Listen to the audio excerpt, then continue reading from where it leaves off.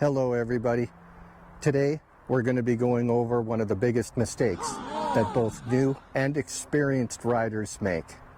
Oh, it's true. It's damn true. Stay tuned.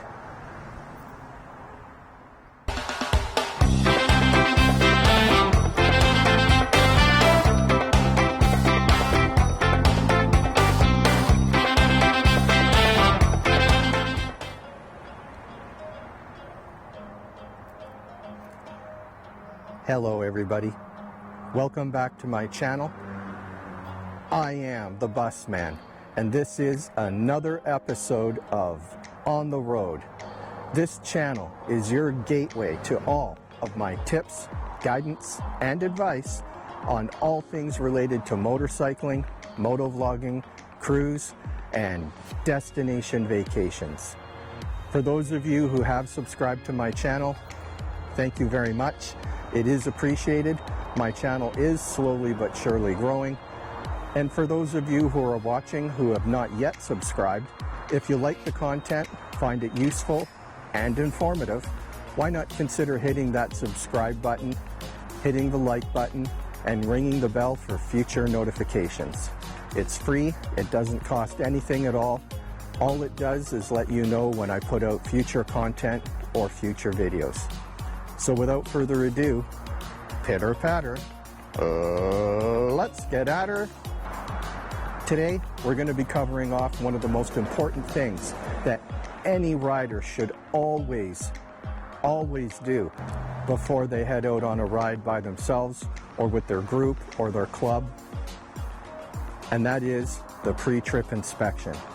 More often than not, I've been on the road and seen many a biker sitting on the side of the road broken down with a flat tire or a broken belt or especially this one, the broken clutch cable. How many of you out there have experienced the broken clutch cable while riding? Well, all of this could have been avoided and prevented by doing a proper pre-trip inspection prior to heading out on the road. So let's just jump right into it. I'm going to be doing a comprehensive pre-trip inspection on my motorcycle behind me. Now, as you can see, I ride a 2016 Harley Davidson Road King. However, the information I'm going to be sharing with you is, for the most part, universal and will apply to any bike that anybody who happens to be watching this channel. So when conducting a pre-trip inspection on your motorcycle, it's important to be thorough, systematic, and make sure that all of the elements contained in this video are done. However, you have to determine for yourself what components and what areas of your motorcycle you want to inspect prior to a ride. I strongly recommend that this comprehensive pre-trip inspection be done at least weekly, like I do. Okay, so the first thing that I always check when I do my pre-trip inspection is the tires. So the first thing I'm going to do is take a look at the circumference of the entire tire. Normally I would roll the bike backwards to be able to get a complete 360 visual of the tires on my motorcycle, but for the purposes of this demonstration and for your knowledge, again, look at the sidewalls of the tire, look at the circumference, the surface of the tire. What you're looking for are flat spots, any unusual bulges, nails, spikes, anything that could create a hazard for your tire. Secondarily, what I'm looking for is tire tread depth. Now, ideally, if you have one, you can get one at any auto parts store. Get a tire depth gauge, and that will tell you exactly how much tread depth you have on your front tire. Typically, cruisers, such as Harley Davidson's, the front tire, this one's a Michelin. It starts with 5/32 of an inch, brand new. This tire is fairly new. It still has 4/32 of an inch on it. So again, you want to check for any visible damage or objects embedded in the tire, which could end up giving you a flat tire. So it's important to make sure that your tires are in good shape and good condition. The next thing I check is tire pressure. Read your owner's manual on your motorcycle. It'll tell you what the recommended tire pressure is for your bike. Additionally, on the sidewall of the tire, it will tell you the pressure range that you can inflate your tires to. It's important to make sure that you inflate your tire to the correct pressure as recommended by the manufacturer. The next thing I do while I'm down here is I check the wheel. Now what you're looking for, if you have a chrome or an aftermarket wheel like myself, I'm looking for any obvious flaws or broken components. If you have a spoked wheel, you want to make sure that you're looking for any loose spokes, so you can just run your finger across the spokes. If you see anything loose or obvious that's amiss or not right, make sure to take your bike to your dealership or the person who works on your bike to have that remedied and rectified. You do not want to ride on a damaged wheel. So once I've completed checking both my front and my back tires, the next thing I do is I do a complete walk around my motorcycle. So what I'm looking for are any obvious fluid leaks, oil leaks, anything that immediately comes to my attention prior to me getting out on the road. So in this case, when I'm doing the walk around, I don't see any fluid leaks. I don't see anything obvious amiss. The exhaust seems to be intact. I don't have any broken lenses on my tail lights.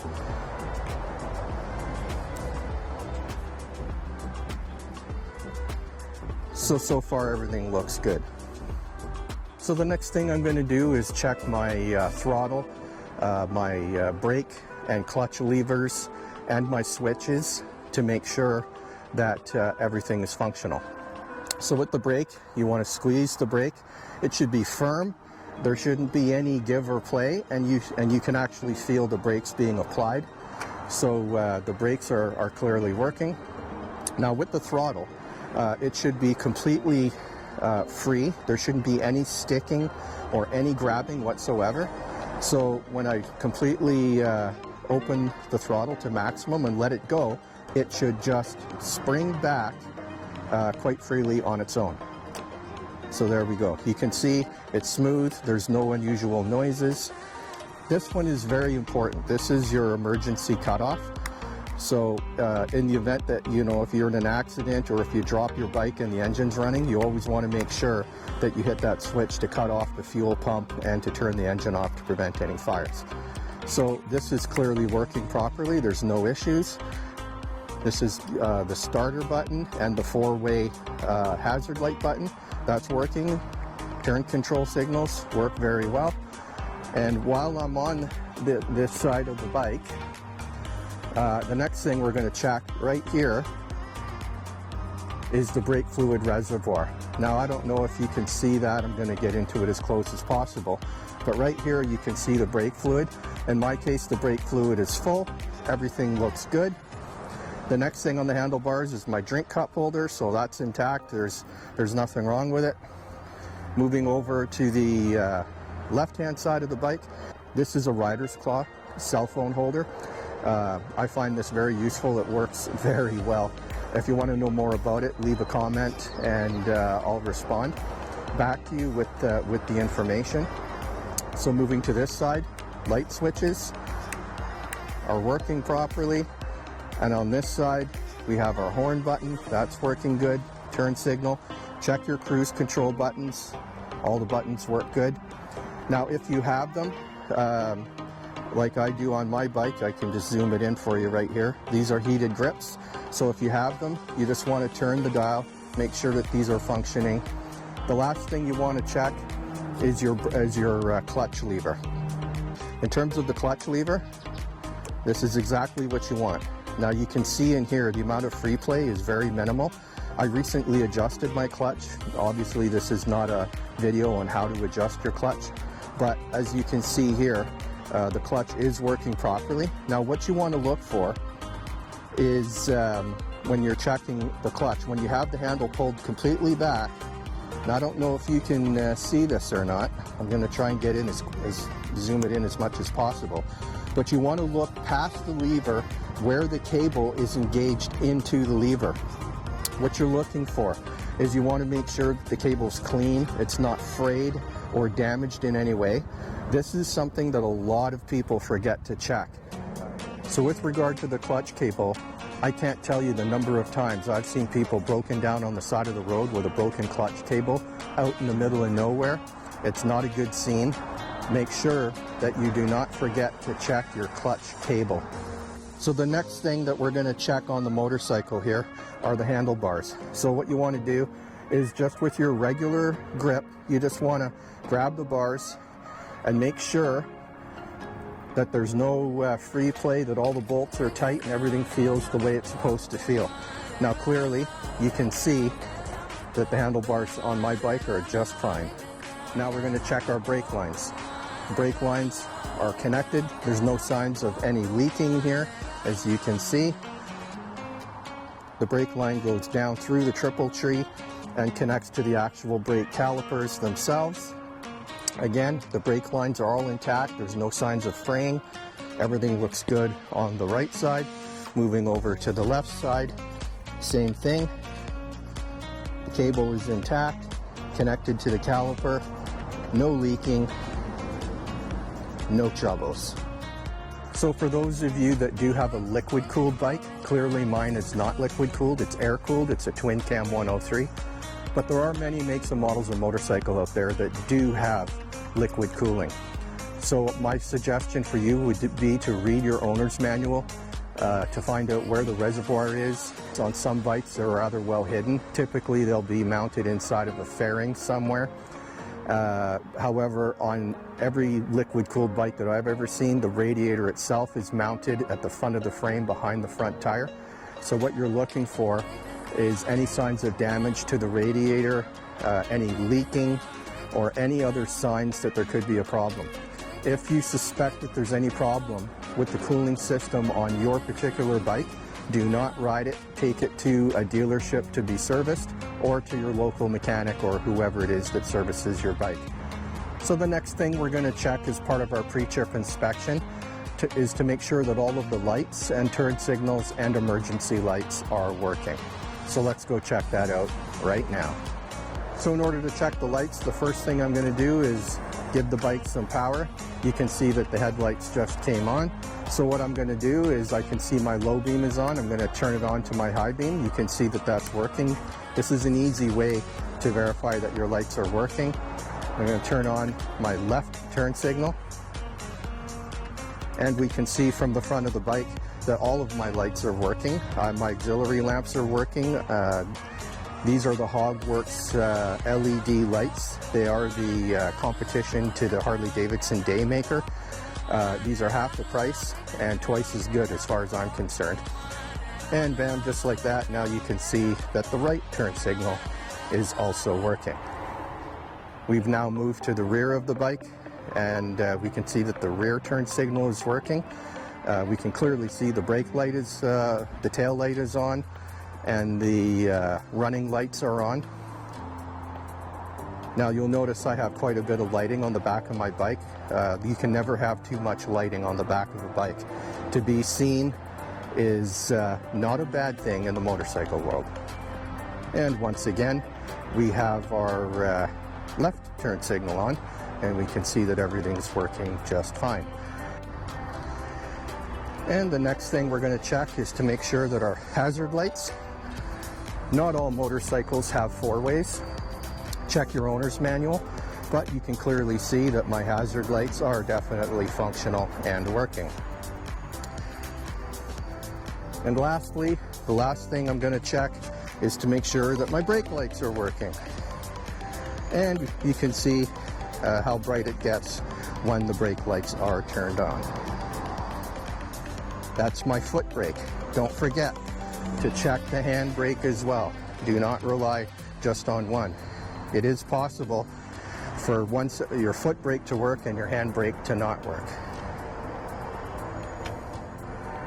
The next thing I'm going to check is to make sure that my horn is working. And clearly the horn works. And the last thing I'm going to check with regard to electrical is to make sure that all my gauges are working. So in here you can clearly see that my fuel indicator is working. I've clearly got an aftermarket. It is Harley Davidson. I replaced my fuel gauge. You want to make sure that your tack is working, all your onboard lighting is working, and in this case it is. All the gauges and indicators are working, so now I can turn the bike off. So there's only a few things left to check.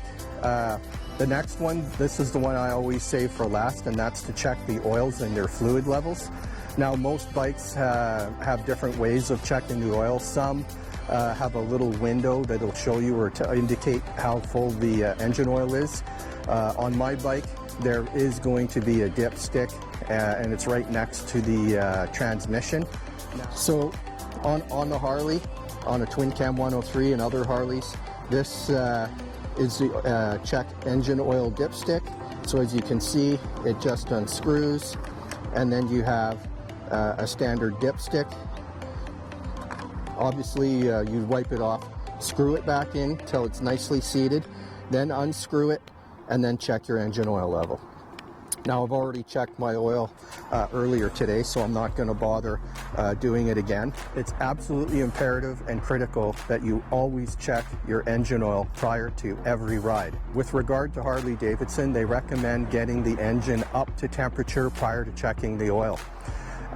So on your dipstick you're going to see oil and it's going to show hot. So I run my engine for 3 or 4 minutes to get the engine up to temperature, make sure the bike is on a flat, level surface, and then check your oil. Your bike can be on the Jiffy stand. There's also another set of markings on the dipstick. It'll show upright and Jiffy.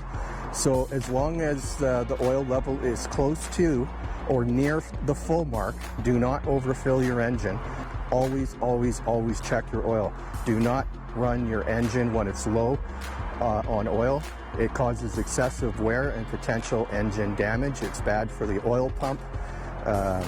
Yeah, that is a big one. Always check your oil level.